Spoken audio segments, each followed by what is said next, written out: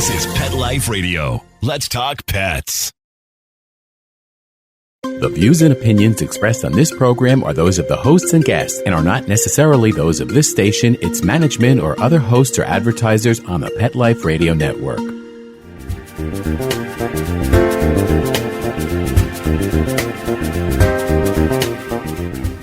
The pet food debacle, devastating pet parents since November of last year, continues with reports coming in each day of dogs and cats sickened or worse, having died from eating dry or wet food from a short list of brand manufacturers.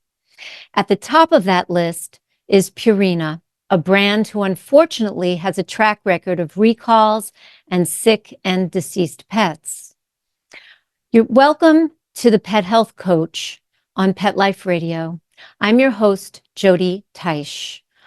Today's episode is solely for the purpose of giving you, the pet parent, the facts about what's going on now with the most up-to-date data we have about this situation.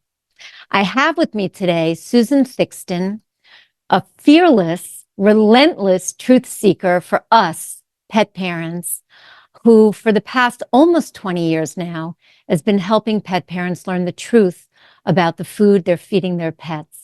Her site, truthaboutpetfood.com, is filled with great detailed information from her deep dive into knowledge of the pet food industry, her, I don't want to say battles, but going up against the FDA when it is on behalf of our pets, and her inside knowledge of what goes on in much of the pet food industry on the market today. Her standards are high because our pets deserve that. I also have today with us Jessica Fisher, a fellow pet health coach and a certified nutritionist for pets. Jessica has been on the front lines too as a data recorder for the rapidly growing Facebook page created around this issue called Saving Pets, One Pet at a Time. Currently, there are over 60,000 members on that page, in that group. Pet parents who are sharing their stories of pets fallen ill or worse, and those desperate for information about this situation so that they can make informed decisions for their own animals. So we are going to take a short break from our sponsor. We're going to come back with Susan and Jessica. Don't go away. This is a very important show and information from two people on the front lines of this developing story. Grab that healthy beverage, get comfortable, and we'll be right back. Take a bite out of your competition. Advertise your business with an ad in Pet Life Radio podcasts and radio shows. There is no other pet-related media that is as large and reaches more pet parents and pet lovers than Pet Life Radio. With over 7 million monthly listeners, Pet Life Radio podcasts are available on all major podcast platforms, and our live radio stream goes out to over 250 million subscribers on iHeartRadio, Odyssey, TuneIn, and other streaming apps. For more information on how you can advertise on the #1 pet podcast and radio network, visit PetLifeRadio.com/advertise today.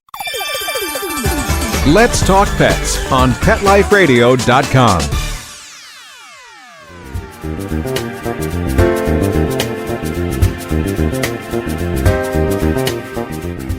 Welcome back. You're listening to the Pet Health Coach on Pet Life Radio. I'm Jody Teisch, your host. We're going to welcome Susan Thixton of Truth About Pet Food, a watchdog site helped to protect pets and pet parents by educating us on pet food, what's in pet food, what's going on behind the scenes of the pet food industry, things that they may not want you to know. Let's also welcome Jessica Fisher, a fellow pet health coach and a nutrition expert for pets, who's monitoring the data coming in on how many pets are getting sick and dying from eating foods from this group of brands. Welcome, Susan. Welcome, Jessica. I wish we were here under happier circumstances, but I'm really appreciative that you've made time to come today to help more parents learn about what's going on. Thank you. Yeah, thank you for having us. Sure. So I'd like to start by listing the brands pet parents should be aware of that are cited in these incidents of pets getting sick and some dying after eating their food. They are Purina, Royal Canin, Pure Balance, Merrick, Instinct, and Stella and Chewy's. Now, every pet parent has to make their own decisions about their pets. It is my opinion that, until all the information is in, better safe than sorry. Maybe take a break from those foods. We will have some foods to suggest a little further into the show to help you with maybe some information from trusted sources. But let's start with you, Susan. Can you give listeners an idea, a brief overview of what you can in terms of what's transpired and what we know to date? Well, we have reports of very sick pets and pets that have died. And these reports are directly from the pet owners. The way Purina, no one else, I don't believe, has made any type of statement to my knowledge, but the way Purina is handling this bothers me in that they are calling these reports grieving, concerned pet owners, and I'm using their words, as false. And that's so disrespectful. If your pet just died, we don't know. We do not know. There is no confirmation at this point if this is a pet food related issue, if it is not a pet food related issue. We are all sitting on the fence together. But to say these reports are false is just insulting. It's insulting. So I did send Purina an email today asking them, telling them that how they're handling this is insulting to pet owners. And we are asking for their transparency. And I asked them questions like, is the FDA at any of your plants right now? Are you cooperating with the FDA with everything they're asking you? So forth. Whether I get a response to my questions, I don't know. But I did ask them for transparency.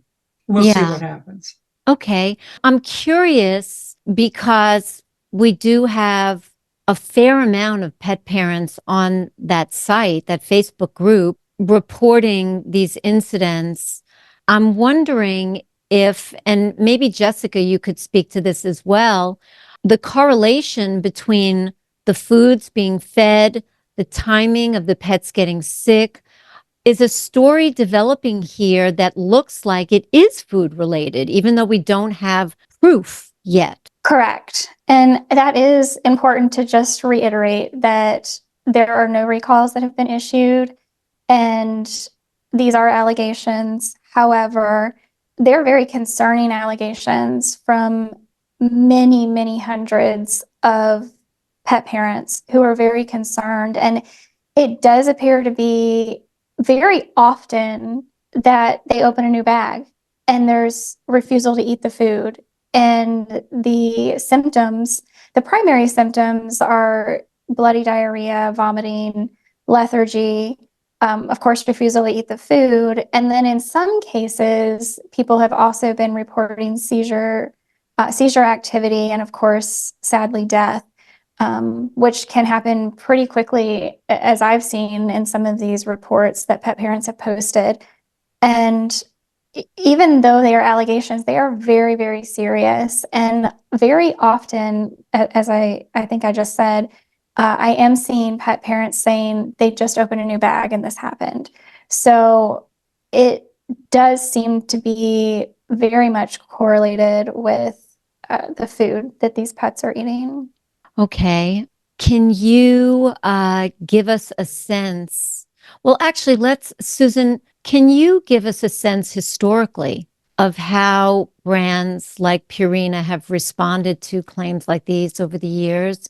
Some context on those claims and how they've affected pets and pet parents. I mean, I read some of the comments on your site from the article you recently posted about the issue, informing pet parents where things were at.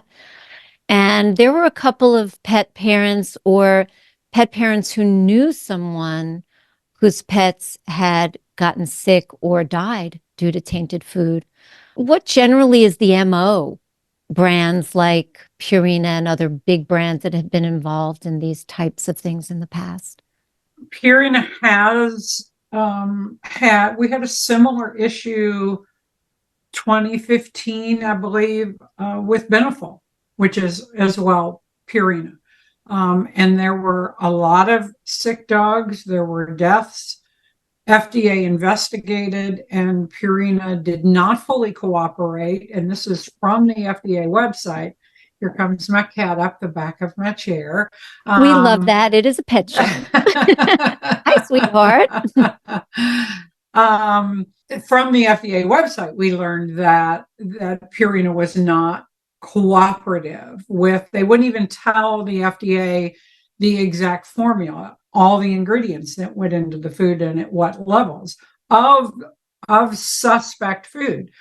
To not cooperate with an investigation, that's bad. That's really bad.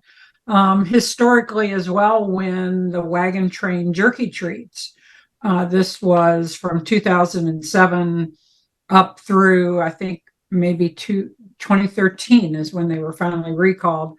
There were many reports of sick pets that had died, directly linked to wagon train jerky treats, Purina brand, and other brands, and all the way to the very end when the treats were recalled because New York Department of Agriculture found illegal antibiotics in the treats. Purina adamantly said they did not recall, they withdrew them from the marketplace. Other brands recalled, Purina did not. And Purina said in their withdrawal notice, these treats are still safe to feed. So they went down fighting.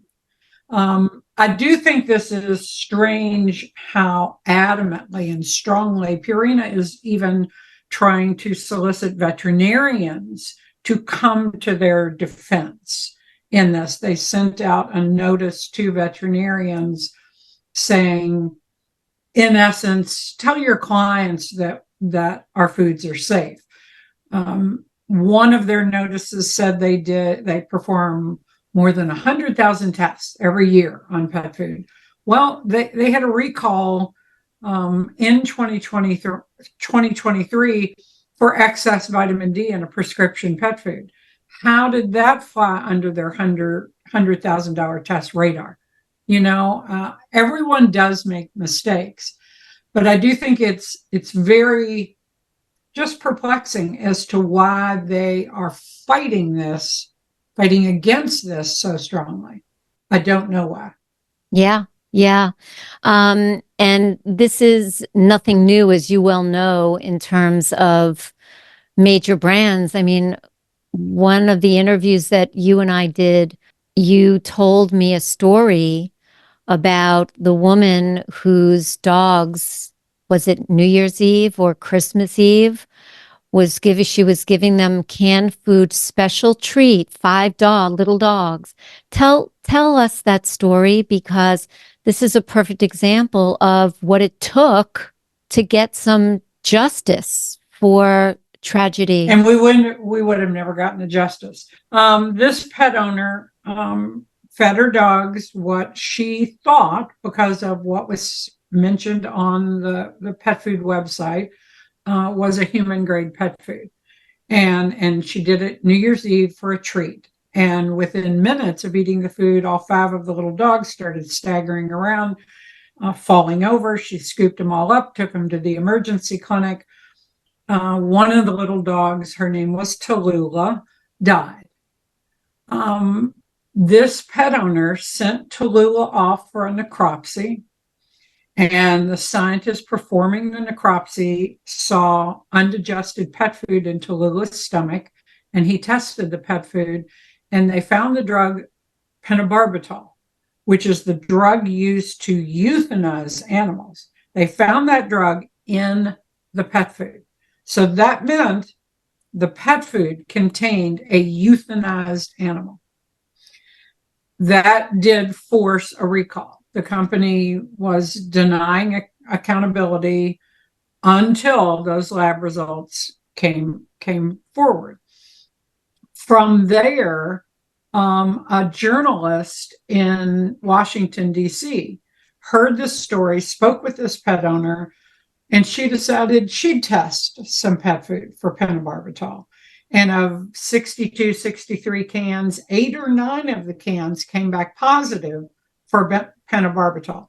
I think there's been 92 million pounds of pet food. That those 2 recalls, the first one and the very large second one, was more than 92 million pounds of pet food that contained a euthanized animal. Wow. So things can go south in a heartbeat. Yeah, but how prescient of this pet owner to decide that she is going to look deeper. If she had not had and we her, need that. That's yes, right. We need yes. that. And I know it's difficult if your pet died and you have to make that decision to send it off for a necropsy, plus the expense of it. That's not a cheap thing to do. But if you're in this horrible situation, you very easily, those 2 women, the journalist and the pet owner, those 2, not FDA, not State Department of Agriculture, those 2 people got 92 million pounds of pet food, dangerous pet food, off of store shelves. So that's where pet owners are empowered, even in your worst days, to do that necropsy, hold on to that pet food, don't send it back to the manufacturer, do report it to the manufacturer, but don't send it back. Don't send it back to Chewy. Don't take it back to the pet store. Hold on to it because it could save countless other lives. Absolutely. And you made a comparison or a connection of how the size of that recall would look on a U.S. map. Do you remember that?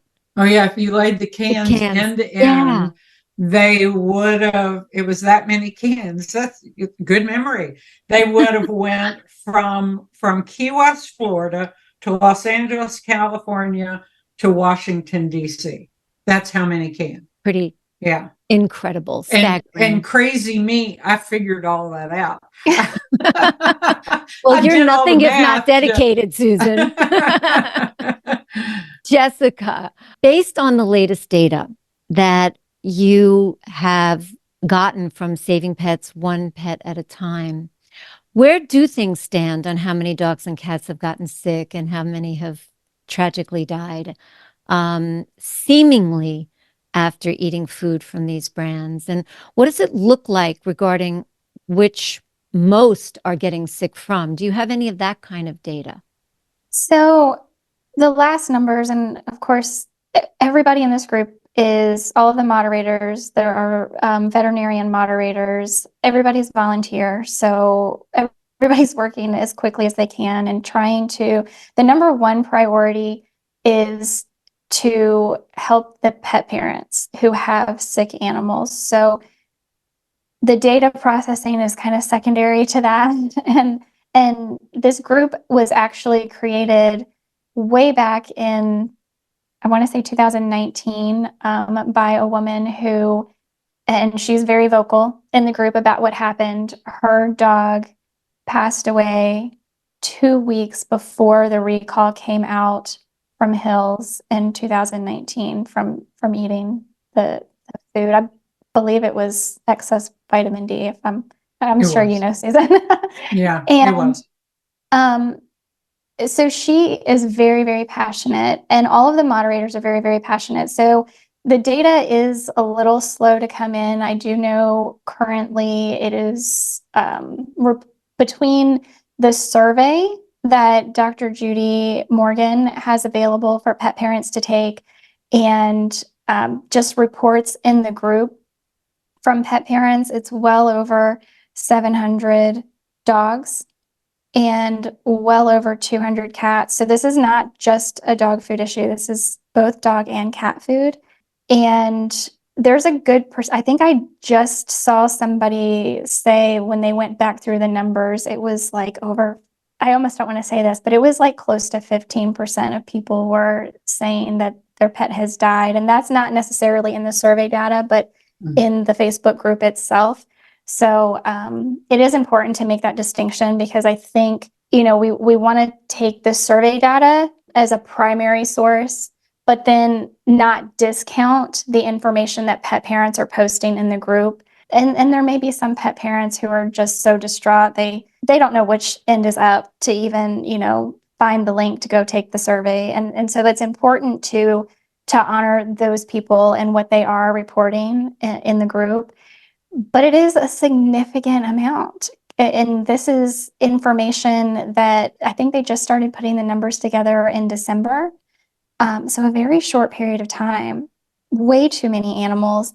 And the reason that Purina has been named, was the first one to be named, is because the only factor that could be found similar in all of these pets initially was that they were eating some form of Purina food, whether that's a dog or a cat. And they have so many different lines of food and different recipes and formulas that it's spanning so many different recipes and formulas that it's just so much easier to just say Purina, sadly. Got you. I got you. This is a very left field question for you because, we're not veterinarians, none of us. And Susan, if you have any information of this, please feel free to weigh in. From what you're seeing from wonderful holistic veterinarians like Dr. Judy and others who may be volunteering their time, are you seeing any advice given by Dr. Judy or other veterinarians of what to do when you first notice these signs to maybe somehow have a chance of heading this thing off before something truly tragic? I think the primary thing that you can do, outside of please take your pet to the veterinarian if they are sick, that is the number one thing. Sometimes you don't even have time to get there if it's so quick acting, right? So yeah, it is. And outside of that, immediately switching the food, not waiting for something to happen and switching absolutely. to a different food, because we just don't know what anybody that says that we know what this is just complete speculation at this point. There are tests being done to try to find out what this is. And Dr. Judy Morgan is the one spearheading that. And my understanding is she is paying out of pocket to try to figure this out, simply because she cares that much. And so until we get test results back, we just don't know what it is. We can speculate, but it really is sad. And it is a very individualized thing, right? What is going to happen to these animals if they do eat tainted food? I think that, and you well know this, Jody, is because it can vary so much, because how healthy is that animal to begin with? Immune system. How young are they? Right? Yes. Seeing puppies passing away, they're so young. Have they even had time for their immune system to completely develop? There's so many factors as to, is this going to make their tummy upset? Is it going to cause vomiting and diarrhea, or is it going to something worse? Something so much worse. Yes, and it is very, very individual, because it depends on the state of their immune system and how it affects that animal. But it's wonderful to hear that Dr. Judy is spearheading this, so we can get some concrete information on what is in these foods that are linking them all to potentially outcomes like this. And I look forward to hearing them. Because then maybe there's some advice from veterinarians on what to do in the moment, and pet parents can have that handy so that they can react swiftly. Okay, we're going to take a short break from our sponsor, but when we return, we're going to have some feeding options that are healthy from trustworthy brands for you, and a very affordable way for you to get a list of foods vetted by Susan herself. So refill that healthy beverage, get cozy, and we'll be right back. Molly, here's your dinner. Zeus, that's not your food. Don't let that happen to your precious cat. Elevate your cat's eating experience with the Cat Tree Tray. The cat tree tray keeps your cat's food off the floor and conveniently located on the cat tree. It's the perfect way to eat. It's a beautiful wrought iron tray that easily attaches to your cat tree and keeps dogs and other critters out of your cat's dish. A must for multi-pet households. There's a 6-inch tray for large bowls and a 4-inch tray for smaller bowls. Purchase your cat tree tray today. Go right now to cattreetray.com. That's cattreetray.com. CATTREETRAY.com. Let's talk pets Let's talk pets on Pet Life Radio. Pet Life Radio. PetLifeRadio.com.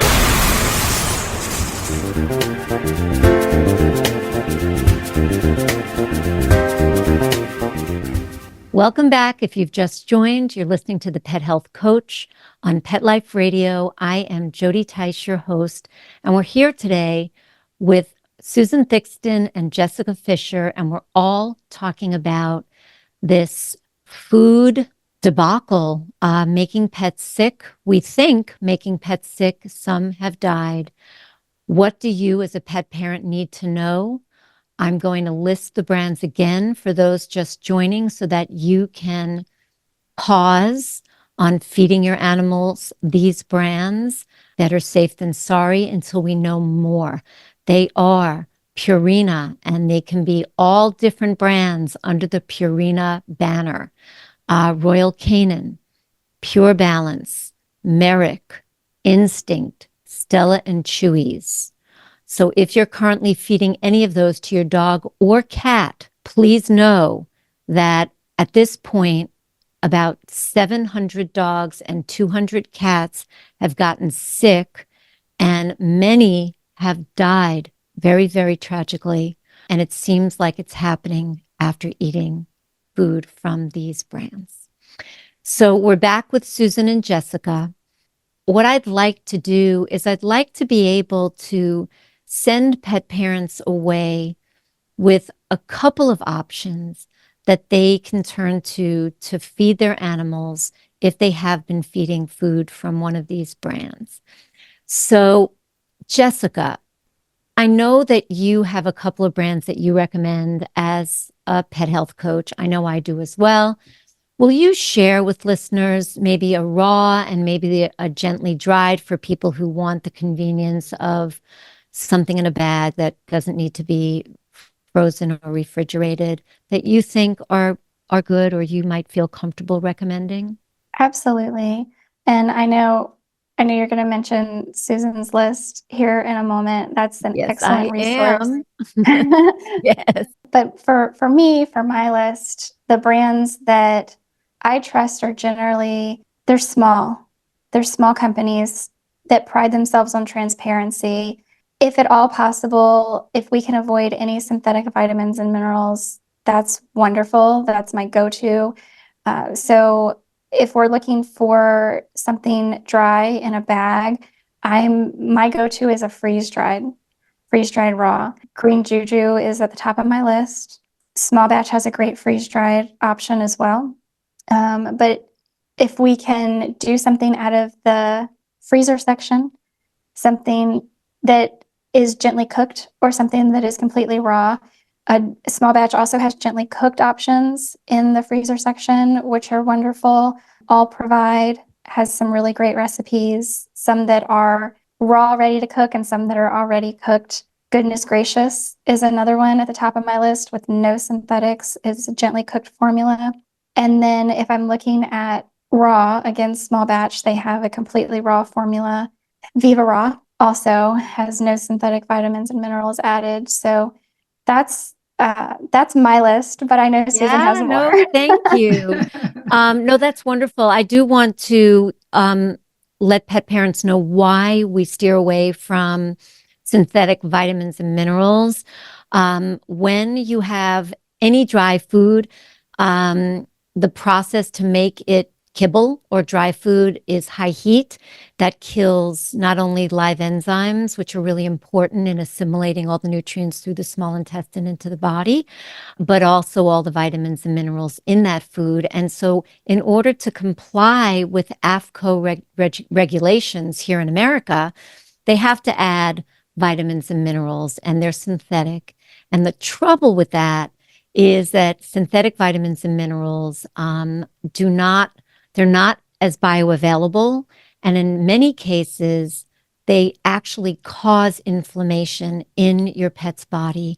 And we know after many, many studies and many, many years that chronic inflammation for both our pets and us is where disease begins. Chronic inflammation creates disease if it remains chronic. So that's why we want to do our best to avoid those synthetic vitamins and minerals. Jessica, you have anything you want to add to that as a fellow coach? Yeah, I did, because of what we're talking about. And I know Susan can attest to this as well, that the synthetic vitamins and minerals, especially the ones these big pet food manufacturers use, we call them premixes or vitamin packs. And that's kind of low-hanging fruit for things to go wrong. So they are supposed to have, the vitamins and minerals are supposed to be balanced in a very specific way to meet AAFCO standards for whether it's a cat or whether it's a dog. And my understanding, and again, Susan can probably speak to this a little bit better than I can, is that when these companies get these premixes in, they're supposed to test them to make sure they are what they say they are. And then once they use them in the food, they're supposed to test the end result of that food or feed product. And again, make sure it is what it says it is. And so many of these recalls that we've seen in the past are because something was wrong in these premixes, whether it's an excess vitamin D or something else. And, we also have other veterinarians right now who are talking about the synthetic form, which is chelated copper, and how, AAFCO doesn't have the maximum on that. And so there's a lot of issues with pets and excess copper because of that as well. And it's the synthetic form of copper that's causing these issues. So, in a perfect world, we want to avoid the synthetics just because they're not as good. They're not as healthy. A lot of them aren't as bioavailable. But in the world we live in, we're all, these recalls, and hopefully we will see a recall on this particular case. The premix, the vitamin pack, is kind of that low-hanging fruit for very easily something to go wrong. Yeah. Susan, you want to add to that based on all that you know from your deep dive into what goes on in the making of pet food? Well, the premix is added to meet the AAFCO nutrient profile, and the nutrient profile is there because those are the required nutrients of a cat or of a dog. Okay, complete and balanced. Before they can make that claim on their label, complete and balanced, they need to meet the AAFCO nutrient profiles or to have performed a feeding trial, a glorified but not really that big of a deal feeding trial. So I do think they are low-hanging fruit. I agree with you. However, for many pet owners who cannot afford a higher quality food that's all food, no supplements, and the premix makes it a lot easier, a lot less expensive, then it boils back to how much testing does this company do? They are required to have good manufacturing, a written safety protocol, good manufacturing practices, but they don't always follow it. Hills, when they had their excess vitamin D, right there in their good manufacturing standards, it said to get a certificate of analysis and to make sure to test, to validate that the supplements, the premixes coming in, are what they say they are. Hills didn't do that. So you look at a company history. If you want to trust a company, everyone can make mistakes. Okay, no one is perfect, and we can all make mistakes. but that's a really big mistake for a company that's been in business for many, many years. They should know better than that. It's asleep at the wheel. Yeah. And they, from talking to people who work in pet food manufacturing facilities, not the suits, I'm talking the people in the plant that are actually making the pet food. They often will feel like the company is just pushing them, do whatever, just keep the line going. Oh, that load of grain looked like it might contain, some mycotoxins. We didn't fully test that lot. Use it anyway. We got to keep the line going. Keep it moving. They don't like to stop. So I always ask companies, what kind of testing do you do on incoming ingredients and on finished product? For small companies, I like small companies too. And for small companies, that's a big expense. Testing is not cheap. So these big companies, they have the means to do a lot of testing. But I can tell you again, from speaking with the people who are in the plant making the pet food, and I've spoken with Purina employees and I've spoken with Mars employees, and it'll make the little hairs on the back of your neck stand up. They don't do what they should do in many instances, all of them. Okay, all of them. And for smaller companies, it's very difficult to afford to do all of it, but you do want, this is your pet's life that you are trusting with this food. You're trusting their life. And is this company dotting I's, crossing T's? If they can't afford the testing, are they getting certificates of analysis on each incoming ingredient? Do they intermittently double check that certificate of analysis, test the product independently, test the ingredient independently to validate the certificate of analysis? If companies don't make steps like that, my joke, and it's not really a joke, is go make flip-flops. Don't make pet food that someone's love animal who is, their best friend. Don't make a food. Go make flip-flops. Unless you can do it right, don't do it. Absolutely. It is both heartbreaking and chilling to hear that the companies that have deep pockets don't even do the basic things to ensure the safety of our animals, and that they do have the philosophy, as if you're making flip-flops, keep the assembly line going, guys, Well, you notice that Purina, that was one of the questions I asked them. Have you done any additional testing? And if so, are you going to make those results public? If they're so confident that their food is safe, well, then let's see your test results. They won't even provide a full nutritional profile. If we ask for recent testing, a full nutritional profile, they won't provide it. Okay, well, I'm sorry. You want my trust in your product to feed your animal, yet you don't trust me enough to provide me with transparency. Doesn't work that way. Yeah. A lot to think about, pet parents, but first step is better safe than sorry. And, get your pets off of those foods, at least for now, until we know more. And once again, Purina, Royal Canin, Pure Balance, Merrick, Instinct, and Stella and Chewy's. I want to leave with this for a complete list of totally vetted foods by Susan Thixton herself. Something she does for us every year. You can go to truthaboutpetfood.com and you can purchase that list for $10. That money goes towards Susan keeping that site running for us. And it's a very, very small price to pay for the kind of information, very valuable information that you'll find on that site.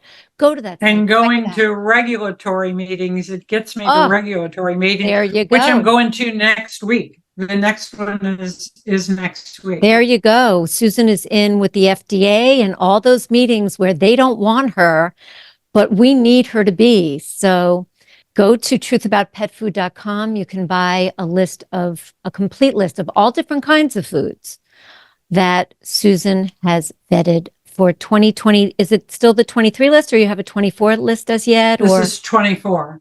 24. Oh, she's on it. Final thoughts, Susan.